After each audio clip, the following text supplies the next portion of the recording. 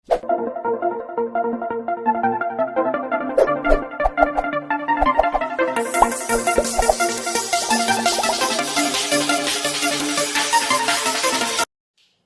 Good morning everybody. मैं सभी का स्वागत करता हूं फिजिक्स ज्ञान मुकेश नायक चैनल पे। आज बच्चों हम लोग डिस्कशंस करने जा रहे हैं केटीजी एंड रेडिएशंस का 3rd नंबर का लेक्चर्स। उसमें आप लोगों को हम आरएमएस स्पीड क्या होती है और आरएमएस स्पीड किसके ऊपर डिपेंड होती है, क्या साउंड के स्पीड से कुछ कंपैरिजन है, ये भी बात करने वाले हैं। साथ में बच्चों जो हमारे सराउंडिंग में जो गैसेस है ये आग को छोड़ के क्यों नहीं चले जाते, क्या रीजन इसका बिहाइंड, वो हम लोग बारीकी से हर चीज को समझने की कोशिश करने वाले हैं। मतलब ये जो गैस है, जैसे कि अदर प्लैनेट पे लोग कहते हैं कि जैसे कि सैटेलाइट पे, मून पे गैस नहीं होती, और अर्थ पे गैस क्यों ठहरती है, क्यों रुकती है, इसका सब कुछ रीजन आज की वीडियोस में आप लोगों को सभी के आंसर मिलने वाले हैं। तो चलो बच्चों आज की वीडियो को हम लोग स्टार्ट करते हैं। सबसे पहले आपके बुक्स में 3.6 का पॉइंट दिया वाला है। पेज नंबर आपको 60 पे या 59-60 पे मिलेगा। उसमें आप लोगों को स्पीड निकालना है, लेकिन इसके पहले pressure exerted by gas on wall पे कितना होता है, इसका डेरिवेशन मैंने आपको बहुत बारीकी से समझा के दिया है। तो सबसे पहले प्रेशर क्या होता है, तो हमने निकाला था, याद होगा, 1/3 n बाय v, यहां पे m v स्क्वायर, ये v आरएमएस स्पीड है बच्चों, ठीक है ना, ये आरएमएस स्पीड है। कुछ लोग बोलते होंगे सर हम लोग अलग तरीके से निकाल सकते हैं, तो निकाल सकते हो, कोई प्रॉब्लम नहीं है, आपकी मर्जी। इसको कैपिटल ये n ये हो जाता है, ऐसे करते करते ये मास पर यूनिट वॉल्यूम, तो 1/3 रो c स्क्वायर, इस तरीके से भी फार्मूला। c मतलब यहाँ पे v का वर्जन है, ठीक है ना, v रख सकते हैं, कभी कभी c भी रख सकते हैं आप लोग, ठीक है। तो ये प्रॉब्लम हम लोगों ने ऑलरेडी सॉल्व किया है, अच्छी तरह से डेरिवेशन समझने की कोशिश की है। मतलब हमारे पास अब जो आरएमएस स्पीड निकालनी है, तो हम लोग एक्चुअली ये कंटिन्यूस पार्ट लेना चाहिए, लेकिन लेक्चर बहुत बड़ा हो रहा था इसलिए मैंने उसको डिस्कनेक्ट किया था। तो आप लोगों को प्रेशर जो है ये मिल रहा है 1/3 n by v small m, ये mass of the gas molecules है, ठीक है ना, और ये v आरएमएस की स्पीड है। कोई टेंशन है? ओके, ऑल इज वेल, समझ में आ रहा है। यही इक्वेशन को हम लोगों को आगे बढ़ाना है, और आज की इक्वेशन को हम लोगों को स्टार्ट करना है। v स्क्वायर क्या है, या आरएमएस स्पीड है, या हम लोगों को निकाल के देंगे। कोई बात नहीं है, चलो हम लोग आगे बढ़ रहे हैं, 1 बाय 1 बढ़ेंगे और ये v को निकालने की कोशिश करेंगे। तो ये इधर जाने के बाद 3 pv, ये v square as it is, ठीक है, बचा क्या, 3 pv, बचा ही यहाँ पे n इंटू m। मतलब हम लोगों को v स्क्वायर आरएमएस स्पीड है actually 3 pv divide by n small m, ये mass of the gas molecules हो जाए, ठीक है ना, बात समझ में आ रही है। ये टोटल नंबर्स ऑफ मॉलिक्यूल्स है। लेकिन आप लोगों ने ऑलरेडी, मैंने ये इक्वेशन पहले लेक्चर में पढ़ाया था, pv is equal to nRT, ये बच्चों आपका आइडियल गैस इक्वेशन है, pv is equal to nRT। क्या मैं pv की जगह पे nRT डाल सकता हूं, तो v square is equal to यहां पे 3 nRT divided by capital M into small m। समझे?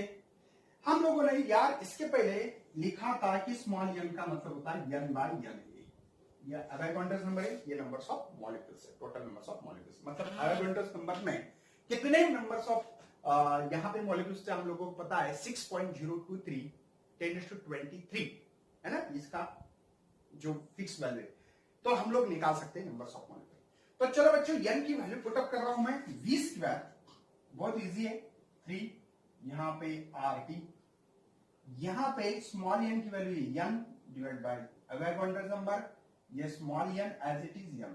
बच्चों ये जो वैल्यू दिख रही है आप लोगों को, n और n ए लिखिए, ये वैल्यू यहां से आई है, ठीक है ना।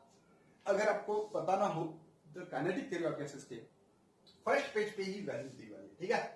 तो हम लोग इस n को मार सकते हैं, तो बचा है मेरे पास v square is equal to 3RT divided by NA small m। आपको दिखाई दे रहा है, कोई टेंशन तो नहीं है? ओके।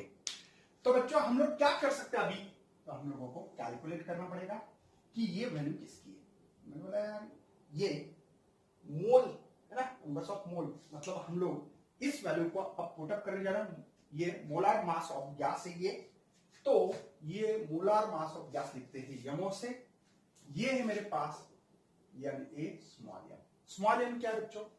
ये टोटल मोलार मास, मतलब मोलार मास ऑफ गैस है ये क्या है? Small m mass of the gas है, मतलब छोटा एक मॉलिक्यूल्स का है। ये नंबर्स ऑफ एवोगाड्रो, ये कितने होते हैं इसमें?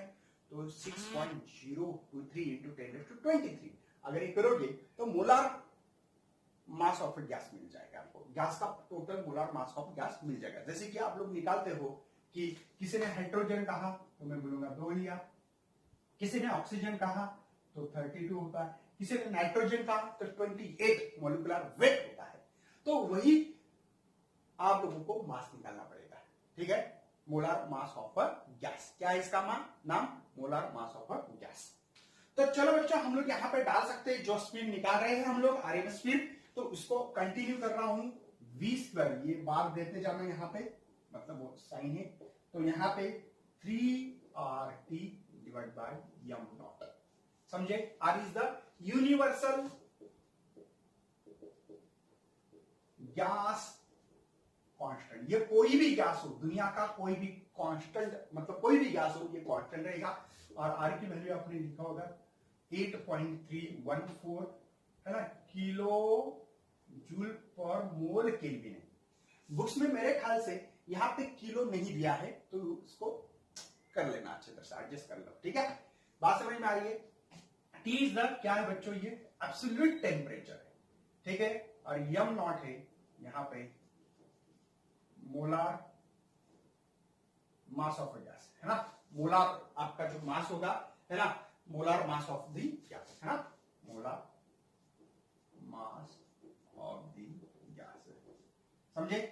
कोई टेंशन है? v is the RMS speed of gas molecules. तो चलो बच्चा हम लोग इसका स्क्वायर रूट से बाहर निकालना चाहते हैं, तो बोथ द साइड स्क्वेयरिंग करेंगे, तो पता है, सिंपल है। v square is equal to root of, दोनों तरफ कर रहा हूं, RT divide by m naught, both the side. तो ये बाहर आएगा, तो v इसको कहते हैं आरएमएस। यही स्पीड जो होती है इसी को कहते हैं, देखो, रूट मीन स्क्वायर स्पीड है, रूट में है, मीन स्क्वायर स्पीड है बच्चों। तो ये मिल रही है मुझे root of 3RT divide by m naught. कभी कभी ऐसा सवाल आता है, यही क्वेश्चन आता है, प्रूव दैट या शो दैट, ऐसा आता है v RMS is directly proportional to the square root of absolute temperature। और इसका रिलेशन भी क्यों? क्योंकि ये R is the constant है, ये भी कांस्टेंट होगा जो भी गैस के लिए। अगर आपने हाइड्रोजन लिया, हीलियम लिया, तो हीलियम के लिए इसका यमो हम लोगों को 4 मिलेगा। पता है ना आप लोगों को, केमिस्ट्री में पढ़ते होंगे मॉलिक्यूलर वेट कितना होता है, क्या होता है। तो ये कांस्टेंट होगा कोई भी, मतलब जो हमारी आरएमएस स्पीड है, जो गैस मॉलिक्यूल जो मूव हो रहे हैं, झुम झुम झुम झुम, हमने एक ही मॉलिक्यूल माना है बच्चों। सबसे में हम लोग जो पढ़ रहे हैं फिलहाल में, ये मोनो एटॉमिक गैस के लिए पढ़ रहे हैं। किसके लिए? मोनो एटॉमिक गैस के लिए स्टडी कर रहे हैं। ये ओनली एंड ओनली स्टडी किसके लिए है? मोनो एटॉमिक गैस के लिए। बात समझ में आ रही है?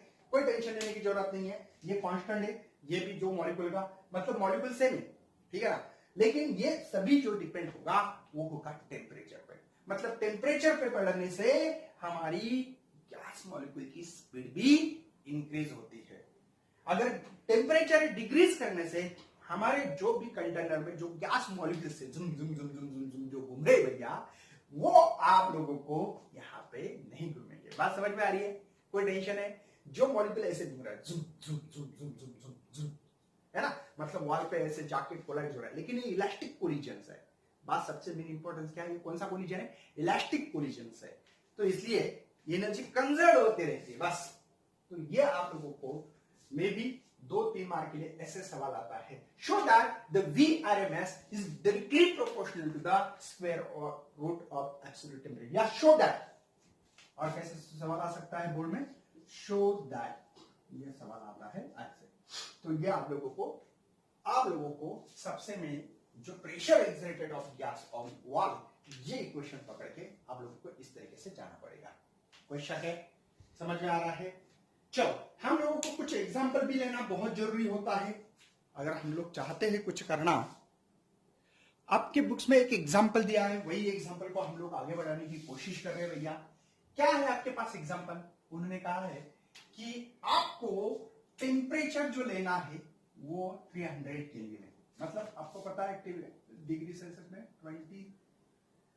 27 आएगा, डिग्री सेल्सियस में पता है, आप लोग ऐड करते हैं 273, तो ये केल्विन में मिल जाता है, मतलब ये मतलब है।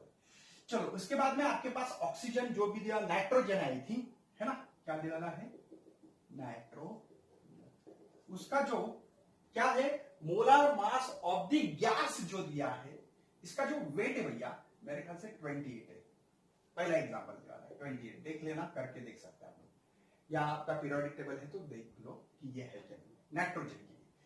तो चलो हम लोग काम करते हैं। अभी हमारे पास VRMS की स्पीड क्या है, क्योंकि हम लोगों को देखना है कि ये गैस आपके पास क्यों है, क्यों आर्क को छोड़ के क्यों नहीं जा सकता, जुदा क्यों नहीं हो सकता, अलग क्यों नहीं हो सकता है। सर जुदा बहुत बोलो, याद आती है। चलो देखते हैं। तो हम लोग यहां पे बात करने जा रहे हैं 3RT डिवाइडेड बाय m0।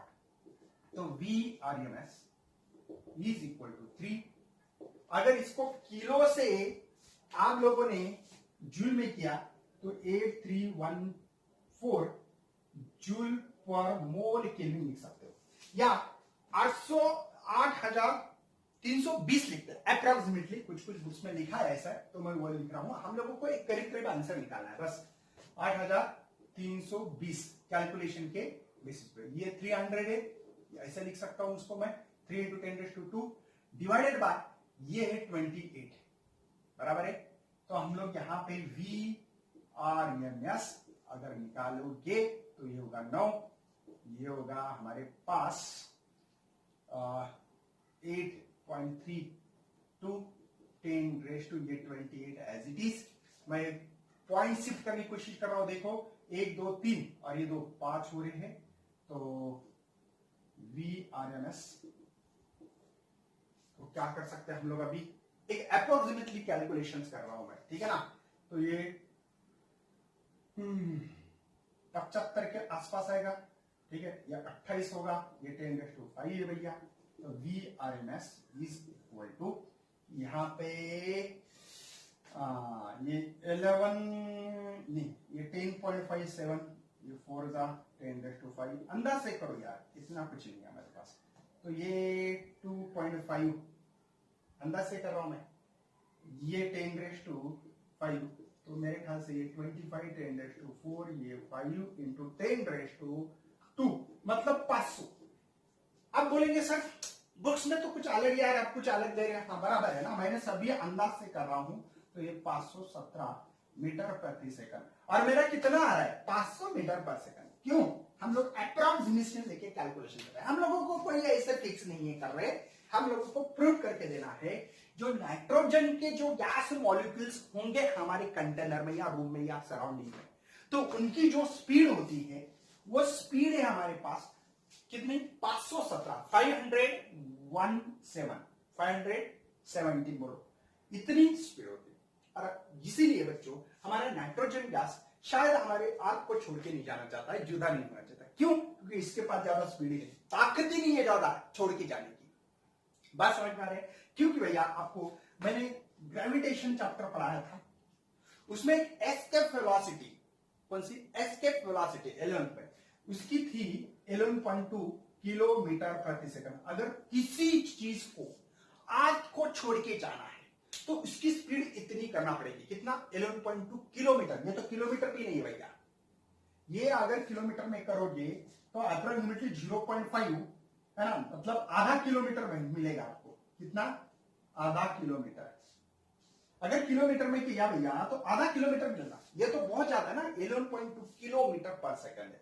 मतलब अगर मैं चाहूं आर्क को छोड़ के जाना है तो इस मार्कर को मुझे इस स्पीड से फेंकना पड़ेगा, जो से जूम जूम तो जाएगा बच्चों, नहीं तो नहीं, समझे ना। इसीलिए बच्चों हमारे जो गैस होते हैं ना अर्थ सरफेस पे, वो उनकी स्पीड इतनी ही है आर्क को छोड़ के जाने वाली। लेकिन मून पे जाओगे तो वहां पे जो आरएमएस वैल्यू होगी वो हमारी एस्केप वेलोसिटी से ज्यादा होगी। आई विल रिपीट, मैं ये बोल रहा हूं भैया कि आपकी आरएमएस जो स्पीड है गैस मॉलिक्यूल की वो ज्यादा होती है, किससे? हमारे एस्केप वेलोसिटी। उसकी एस्केप वेलोसिटी इतनी नहीं होती है, बहुत कम होती है उनकी, समझे ना। अगर किसी चीज को हम लोगों को आर्क के आजू बाजू में ऐसे घुमाना है तो भैया उसको कहते हैं क्रिटिकल वेलोसिटी, वो होती है 8 किलोमीटर पर सेकंड। अगर मैं चाहूं इस मार्कर को गोल घुमाना चाहता हूं आर्क को, या सॉरी आर्क को गोल कोई प्रॉब्लम नहीं है, तो इसको गोल घुमाना ऐसे ऐसे, तो इस मार्कर को आपको 8 किलोमीटर प्रति सेकंड की बात कर रहा हूं मैं, सेकंड मतलब बहुत छोटा है, मैं किलोमीटर पर आर नहीं, घंटे की नहीं बात कर रहा हूं, सेकंड, मिनट भी नहीं, सेकंड बहुत छोटा है। तो इतना जोर से घुमाओगे श्योर एंड श्योर ये चीज गोल घूमेगी, लेकिन इतने से फेंकोगे तो वो बाहर चलेगा। इसलिए हमारे गैसेस इतनी स्पीड नहीं है हमारे गैसेस की, इसके कारण हमारे जो गैसेस है, ऑक्सीजन है, नाइट्रोजन है, बहुत सारे ऐसे जो भी होंगे, ठीक है ना। जैसे कि किसी को लगेगा सर नाइट्रोजन का भी जैसे निकाला वैसे ऑक्सीजन भी तो होता है आर सरफेस पे, उसके बारे में बता दो। सिंपल है, गिवन डेटा वही है, ओनली यहां पे ऑक्सीजन, ठीक है ना। ऑक्सीजन क्या मुझे लगता है 32 है, कौन क्या molar mass of the gas, ठीक है। वही चीज VRMS root of 3RT divide by M, बाकी तो सभी चीज सेम है, 3 है। ये चीज को हम एक काम करते हैं, किलो तो 10⁻³ से लिखते हैं, अंदाज है, ये कोई फिक्स नहीं, ये वैल्यू कोई फिक्स नहीं है। 8.32 इंटू 10⁻³ ये 3 इंटू 10⁻², देखो ये है हमारा 3, ये आर की वैल्यू है, और ये टेम्परेचर, और यम की वैल्यू जो है भैया वो है हमारी 32। एक अप्रोक्सीमेशन की वैल्यू चाहिए, मैं बोल रहा नहीं कि इस वैल्यू को हम लोगों को फिक्स समझना है, एक मतलब करीब करीब मान रहे हैं। चलो तो क्या कर सकते हैं, देखो ये 8 मान रहा हूं, इसको 8 नहीं मान रहा हूं, और ये 4 मान रहा हूं, समझिए ये 9/4, समझे, 3 3 जा 9/4, 10⁻5, कोई शक है? तो इसी को मैं कर सकता हूं अभी, देखो क्या मिलेगा, 4 2 जा, ठीक है ना, 8, बाकी है 1 पॉइंट, समझे ना। यहां पे बचे मतलब 2 5 आता है सबको, और ये 10⁻5, तो VRMS को हम लोग इसको 22.5 इंटू 10⁻4, अभी 25 नहीं, 25 से छोटा है, मतलब इसकी जो VRMS जो वैल्यू मिल रही है, ध्यान देना है, VRMS ये करीब करीब सोचा जाए तो इसका स्क्वायर रूट अगर देखो 4 का 16 है स्क्वायर, और 5 का 25 है, इसके बीच में देखो, अरे ये इन दोनों के वैल्यू के बीच में, मतलब इसका जो रूट है 4 पॉइंट समथिंग होना चाहिए, और यहां पे एक पॉइंट शिफ्ट किया इसलिए 4 लिखना है, ये मत बोलना।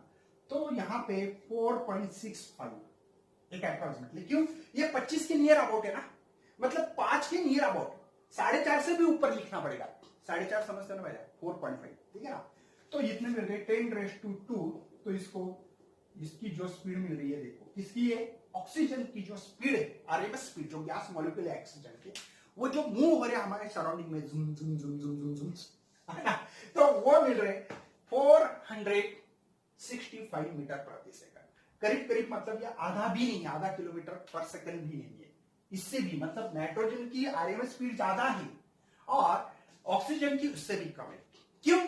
क्योंकि बच्चों इसका जो मोलर मास ऑफ गैस है या एटॉमिक वेट है, ये बोलेंगे, वो ज्यादा है। जितना एटॉमिक वेट नीचे देखो ना, इनवर्सली प्रोपोर्शनल है, जितना एटॉमिक वेट ज्यादा उतनी हमारी आरएमएस स्पीड ज्यादा या कम होगी, कम होगी भैया, क्योंकि inversely proportional relation VRMS is inversely proportional to the root of atomic weight of जो भी एटॉमिक वेट होगा कोई भी ऑक्सीजन का, नाइट्रोजन का, जो भी होगा।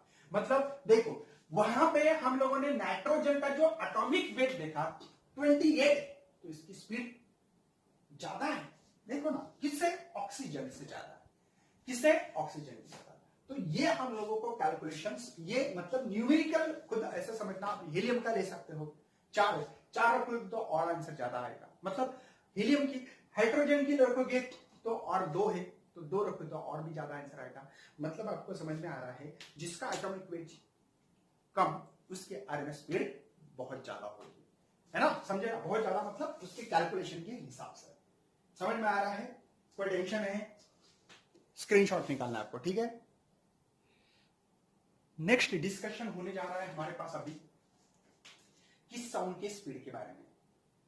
मतलब जैसे ये गैस मॉलिक्यूल्स मीडियम में या हमारे सराउंडिंग में मूव कर रहे हैं रैंडम मोशन, तो इसकी हमने आरएमएस स्पीड निकाली गैस मॉलिक्यूल की।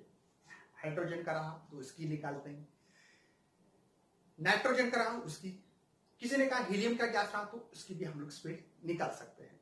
वैसे सेम टू सेम साउंड की भी स्पीड इस मीडियम में है, तो गैस मॉलिक्यूल्स भी है इसमें, उसकी स्पीड और इनकी स्पीड को हम लोग कंपैरिजन करेंगे।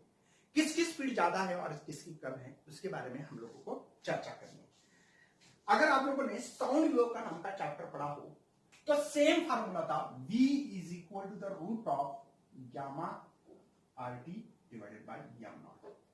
मतलब अगर ये साउंड की स्पीड, ये कौन है भैया? साउंड स्पीड है, और ये जो थी हमारी VRMS, ये थी 3RT divide bye M not. ऐसा लग रहा है कि दोनों फार्मूले सेम है, लेकिन यहां पे 3 नंबर है और यहां पे गामा है। गामा क्या है मैं समझा दूंगा, टेंशन मत लेना। ये हमारी जो गैस मॉलिक्यूल्स है, गैस मॉलिक्यूल की स्पीड वही। बात समझ में आ रही है? दोनों में इतना अंतर है। अच्छा, आप लोगों को हम लोग क्या पढ़ रहे हैं? कौन सा? मोनो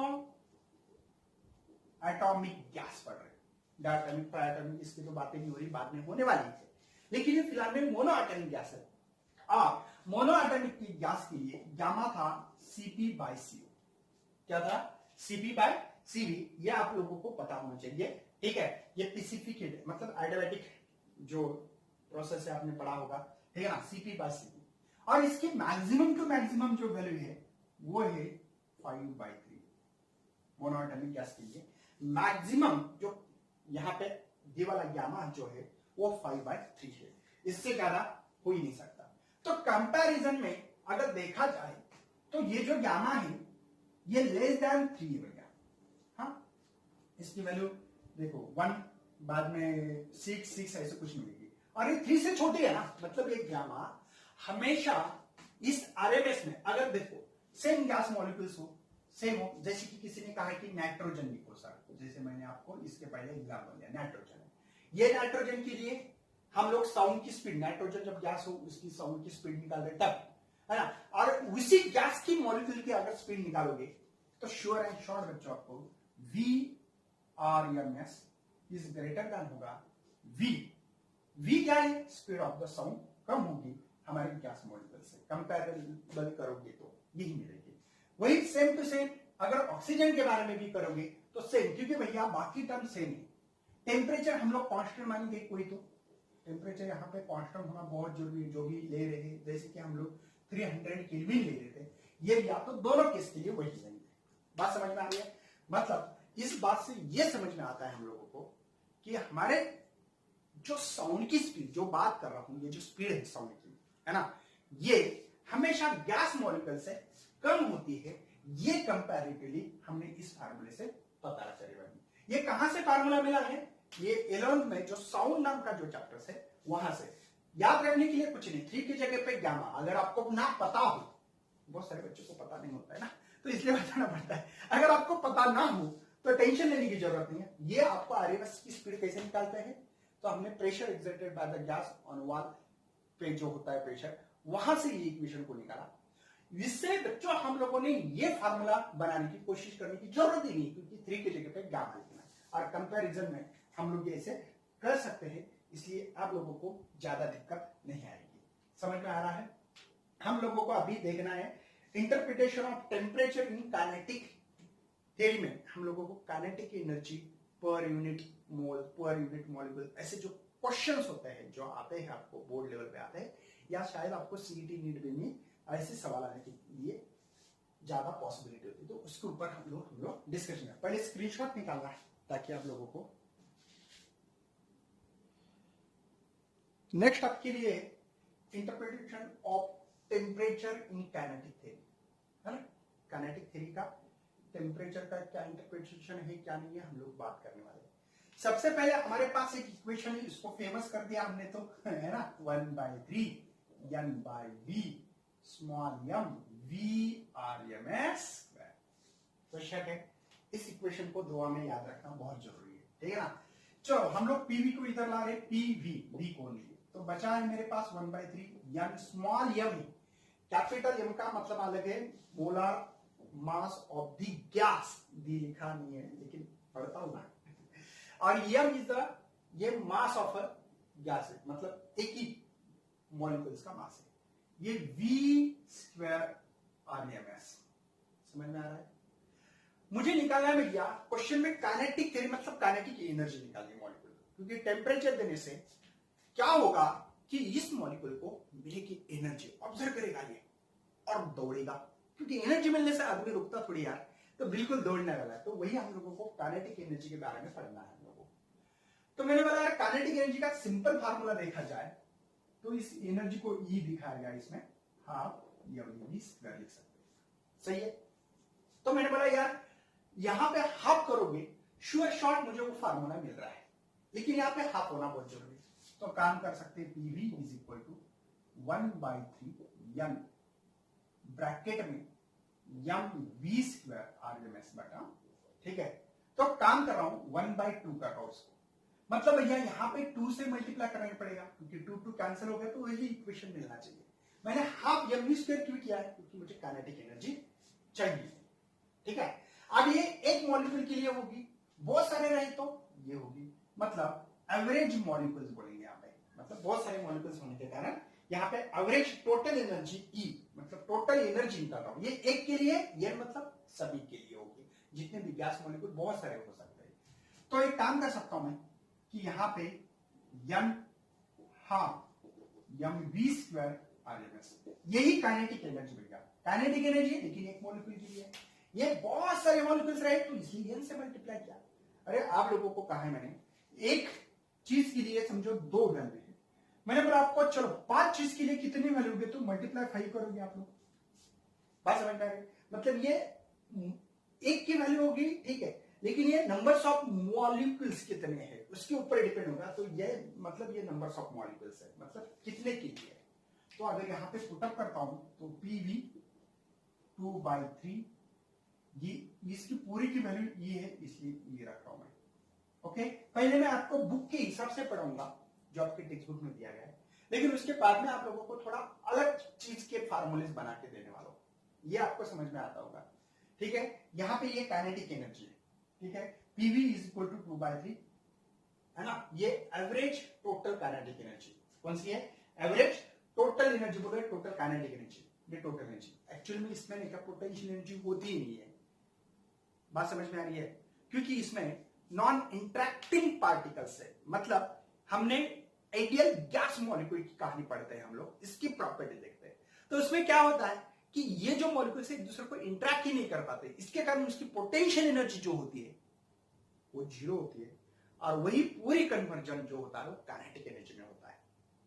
आई विल रिपीट, ये जो गैस मॉलिक्यूल पे दौड़ रहे झुम झुम झुम झुम झुम झुम, इधर से पूरे मॉलिक्यूल दौड़ रहे, ये जो गैस मॉलिक्यूल्स है, ये गैस मॉलिक्यूल के अंदर हमने आइडियल गैस मॉलिक्यूल पढ़े और सभी आइडेंटिकल है, और इसमें कोई नॉन इंटरेक्टिंग, मतलब कोई इंटरेक्शन नहीं होता है।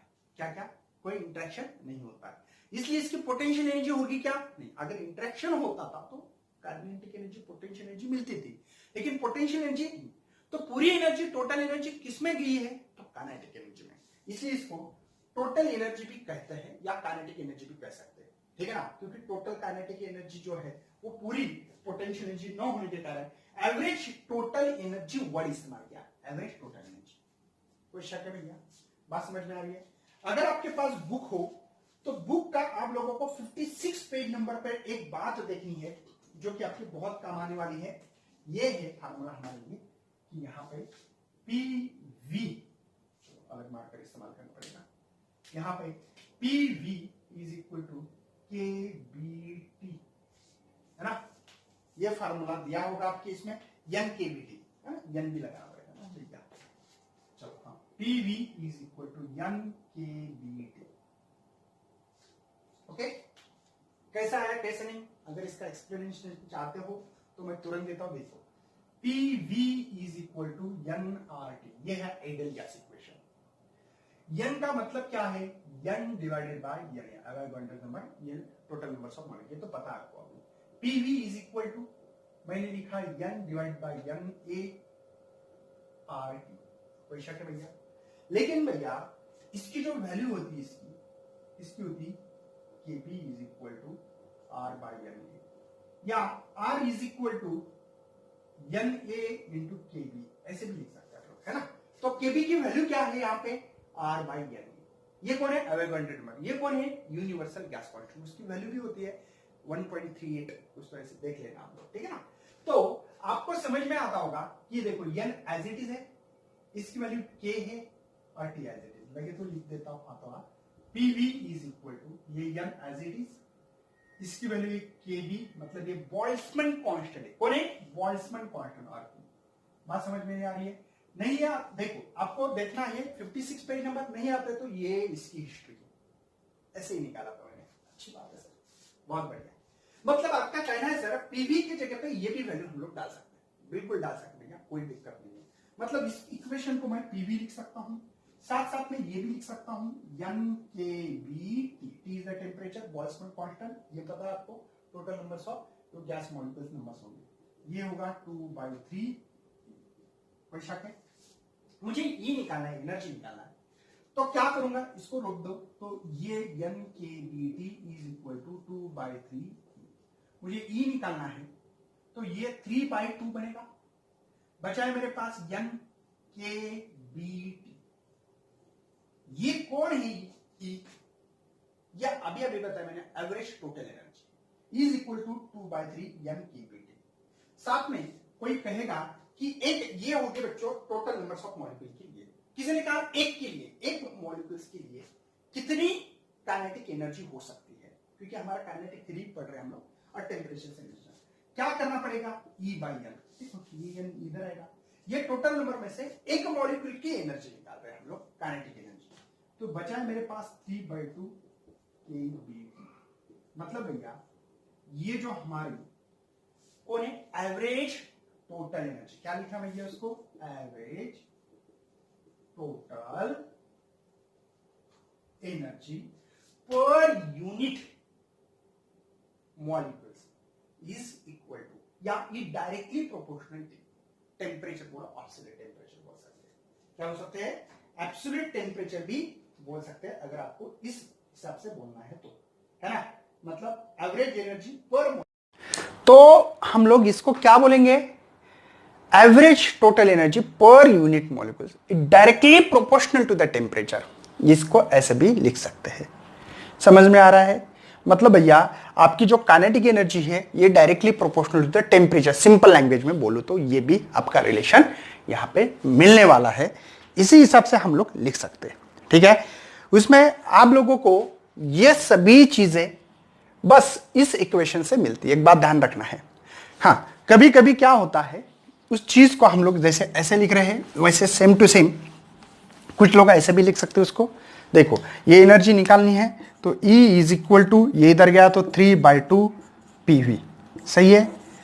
इसी को और कैसे लिख सकता, PV is equal to NRT, ideal gas equations इस्तेमाल करते हुए, तो E is equal to 3/2 NRT। बात समझ में आ रही है, ऐसे डायरेक्टली भी रख सकते हैं।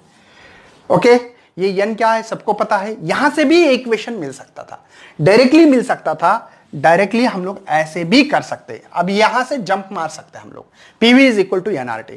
एन क्या है भैया हमारे पास, capital N divide by Avogadro's numbers, तो E is equal to 3/2 N divided by N A, यहां पे आर टी। बात समझ में आती होगी मुझे क्या करना है अभी। जैसे कि पहले इस पे आ गया मैं, इस चीज को हमने केबीटी कहते हैं, केबी है ना, और ये टेम्परेचर है। तो इसको कैसे लिख सकता हूं, E is equal to 3/2 n, समझे। ये कौन है, R बाय अवोगाड्रो, ये होता है KBT। बस ऐसे भी लिखो, दोनों का मतलब एक ही यार, कोई प्रॉब्लम नहीं, समझे ना। अब ये इनको डिवाइड लाओ तो देखो वही इक्वेशन दोबारा मिल रहा है जैसे कि मैंने पहले किया था, वही कंडीशन है ना। तो डायरेक्टली पीवी की जगह पे एनआरटी भी डालोगे तो भी इक्वेशन मिलता है। आपके बुक्स में ये मेथड्स क्या, मैं आपको ये बता रहा हूं, दोनों मतलब एक ही है। तो दोनों का इक्वेशन का सेम आंसर मिलेगा KBT, समझे, दोनों का सेम है। PV is equal to NRT डाल के डायरेक्टली इस इक्वेशन को हम लोग सॉल्व करने का ये तरीका होता है। कोई टेंशन है भैया, समझ में आ रहा है, ओके, ऑल इज वेल। तो हम लोग बात करने वाले इसके बाद में भैया जो है लॉ ऑफ इक्विपार्टीशंस ऑफ एनर्जी, लेकिन ये पोर्शन आपका डिलीटेड हो गया है, इसलिए हम लोग आगे के लेक्चर में बात करेंगे, ठीक है। और एक आपके लिए distributions of speed of molecules, इसका जो ग्राफ दिया है, मैं तुरंत 2 मिनट में आप लोगों को इस ग्राफ के बारे में बता के इस लेक्चर को खत्म करूंगा, ठीक है ना, क्योंकि ये पता होना बहुत जरूरी है।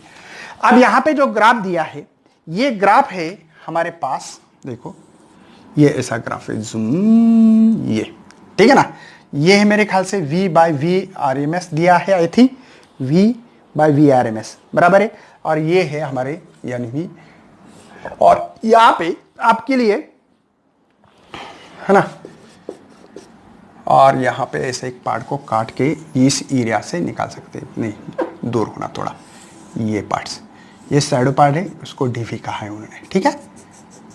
इनका कहना है कि कुछ मॉलिक्यूल्स ऐसे होंगे कि इनकी जो स्पीड है वो यहां पे बहुत कम है, मतलब कम स्पीड वाले गैस मॉलिक्यूल जो इसकी स्पीड कम होगी कुछ मॉलिक्यूल्स की, और कुछ की ज्यादा होगी। बात समझ में आ रही है, कुछ की ज्यादा, लेकिन जो एवरेज है ना, वो एवरेज वाले बहुत ज्यादा मॉलिक्यूल्स होंगे, ये एवरेज वाले बहुत ज्यादा होंगे। तो इस एरिया से शैडो रीजन से हम लोग निकाल सकते हैं, बस ज्यादा कुछ पढ़ना नहीं। जैसे कि हम लोग कहते हैं ना कि कॉलेज में हमारा जो रिजल्ट है 12 का, वो है मिनिमम पे, मतलब फेल होने वाले बहुत ज्यादा नहीं स्टूडेंट होते, कम होते, साइंस की बात कर रहा हूं, है ना, मतलब अच्छे कॉलेज होता सर हमारे कॉलेज में 100 बच्चे थे, उसमें से 5 फेल हो गए, ओके, ये हो गए, ठीक है। और जो 85 या 80-90 के ऊपर जो गए सर, 90 अबाउ जो है वो पास स्टूडेंट है, मतलब मेरिट पे। लेकिन मिड में जो है, मिड मतलब जो पास होने वाले या पास के इसके बीच में जो है वो ज्यादा स्टूडेंट होते हैं। बस यही कहना है कि एवरेज मॉलिक्यूल की जो स्पीड होती है वो एवरेज वाले जो होते हैं वो ज्यादा होते हैं। इस ग्राफ से हम लोग ये ग्राफ नहीं पढ़ने वाले एक्चुअल में, मुझे पढ़ाना भी नहीं। आपको एग्जांपल समझ में आया तो ध्यान रखो, नहीं तो छोड़ दो यार, उस पर ज्यादा डिपेंड मत रहना, ठीक है। तो आगे वाला लेक्चर हम लोग लेके आएंगे बहुत बेहतरीन, इसलिए शेयर करना है, लाइक करना है, साथ में बच्चों सब्सक्राइब करना है चैनल को। Thank you and best luck for your study.